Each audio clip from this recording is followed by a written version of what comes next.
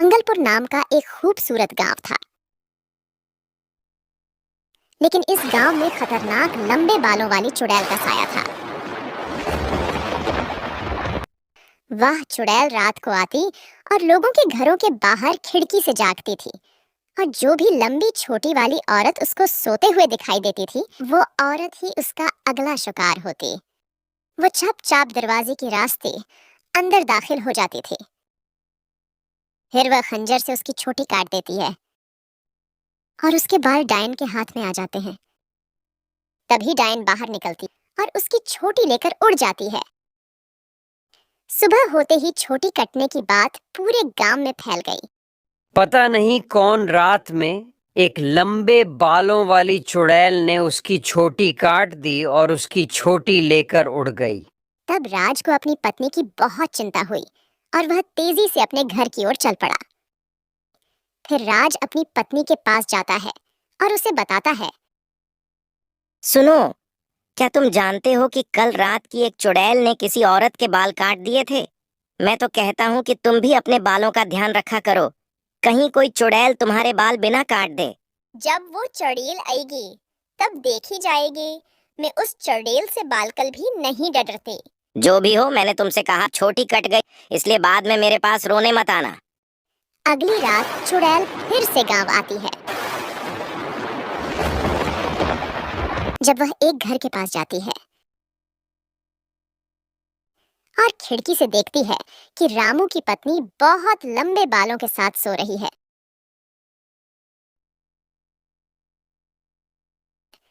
तभी वह घर में घुसती है और इसके करीब आती है और रामू की पत्नी के बाल काट देती है।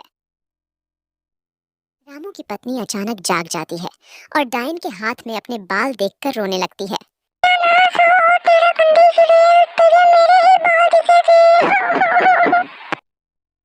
फिर वह बाल लेकर उड़ जाती है।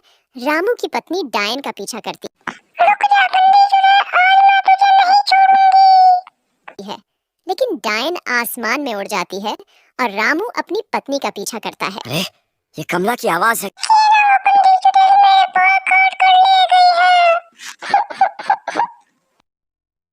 चलो, कोई बात नहीं, बाल फिर उगाएंगे। शुक्र है डायन ने तुमसे कुछ नहीं कहा। चलो अब सो जाओ, सुबह इस बारे में बात करेंगे। सुबह होते ही यह बात पूरे गांव में फैल गई। क्या आप जानते हैं कि इस चुड़ैल ने कल रात रामू की पत्नी के बाल काट दिए थे? बेचारी के साथ बहुत बुरा हुआ है। फिर राज रामू की पत्नी का पता जानने के लिए उसके घर जाता है। फिर राज रामू की पत्नी का पता लगाने के लिए रामू के घर जाता है। अरे यार, मैंने सुना है कि उस चुड़ैल ने तुम्हारी पत्नी के बाल काट दिए हैं। ये सुनकर मुझे बहुत दुख हुआ। क्या करूं भाई, जब से बेचारी के बाल कटे हैं बहुत रो रही है। उससे कहो कि रोए नहीं, बाल फिर आ जाएंगे।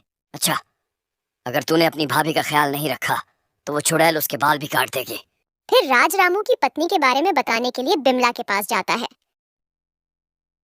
क्या आप जानते हैं कि कल डायन ने रामू की पत्नी के बाल काट लिए थे? तो सावधान रहो। अरे तुम इतना परेशान क्यों हो? मुझे कुछ नहीं होगा, मैं देख लूंगा। आपके बाल इतनी तेजी से कैसे बढ़ गए? लेकिन बिमला उसे कोई जवाब नहीं देती। अगले दिन चुड़ैल हाथ में खंजर लेकर गांव लौटती है। राज रात को सो रहा होता है, तभी अचानक किसी की चीख सुनकर उसकी नींद खुल जाती है। अरे, ये क्या है?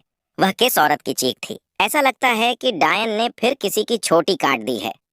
अरे, बुमला कहाँ है? वह चुड़ैल किसी की छोटी अपने हाथ में लेकर अपने घर ले आती है और उस छोटी को एक बर्तन में रख देती है और फिर कहती है, अब मुझे सिर्फ एक और चोटी की जरूरत है और इसके बाद मैं इस दुनिया में सबसे ज्यादा ताकतवर हो जाऊंगी। फिर राज ये पता लगाने के लिए बाहर निकलता है कि चुड़ैल ने किसकी छोटी काटी है, लेकिन बिमला वहाँ भी नहीं है। ये डायन नाक में दम करके बैठी है, पता नहीं कब इससे छुटकारा मिलेगा। उसे बुमला की भी बहुत चिंता होती है और फिर वह घर चला जाता है।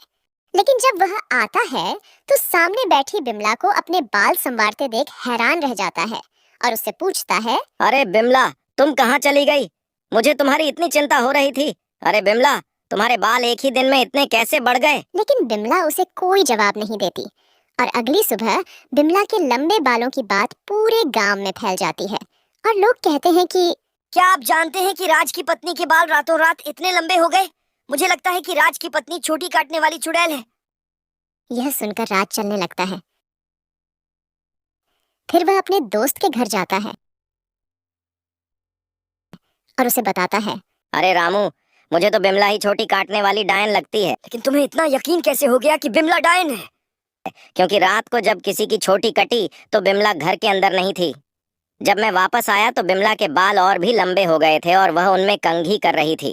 खैर, मैं रात को तुम्हारे घर में कहीं जाकर छिप जाऊंगा और अगर बिमला जाग गया तो तुम्हें बता दूंगा। फिर वे दोनों सच्चाई का पता लगाने के लिए निकल पड़े।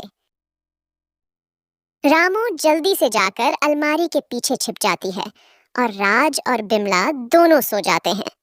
अचानक जब रात होती है, बिमला उठती है और चलने लगती है। रामू राज को उठाता है और उससे कहता है। अरे राज भाई, जल्दी उठो, भाभी बाहर जा रही है। रामू और राज बिमला का पीछा कर रहे हैं। थोड़ा आगे बढ़ने पर बिमला डायन बन जाती है और यह सब देखने के बाद रामू और राय दोनों की आंखें फटी की फटी ही रह जाती हैं। तभी डायन आगे बढ़ती है।